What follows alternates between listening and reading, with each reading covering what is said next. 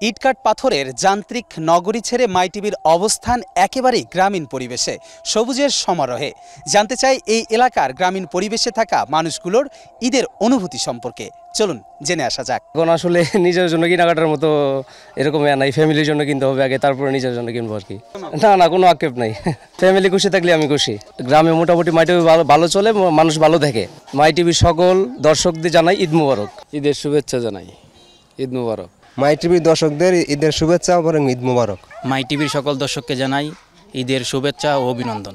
MyTV চ্যানেলের সবাইকে শুভেচ্ছা জানাচ্ছি। হ্যাঁ, সবার জন্য দোয়া করি, সবাই যে ভালো থাকে। সবাইকে জানাই ঈদের শুভেচ্ছা, ঈদ মুবারক। দেশের মানুষকে জানাই ঈদ মুবারক। মাইটিভির মাধ্যমে সবাইকে জানাই ঈদের শুভেচ্ছা। এই নাটক দেখি, সিনেমা দেখি, এই বিভিন্ন ধরনের অনুষ্ঠান দেখি আর কি। তারা যেন আরো ভালো ভালো নাটক দেখাইতে পারে, ভালো ভালো সিনেমা দেখাইতে পারে, তাকেও জানাই ধন্যবাদ। নাটক দেখি, এরপরে ছবি দেখি, অনুষ্ঠান দেখি, খুবই ভালো লাগে। তারা আরো ভালো যে করে সবকিছু আমরা দেখতে পারি। মাইটিভির মাধ্যমে সকলকে জানাই ঈদ মুবারক। মাইটিভির মধ্যে দেশবাসীকে জানাই দিতেছি ঈদ মুবারক।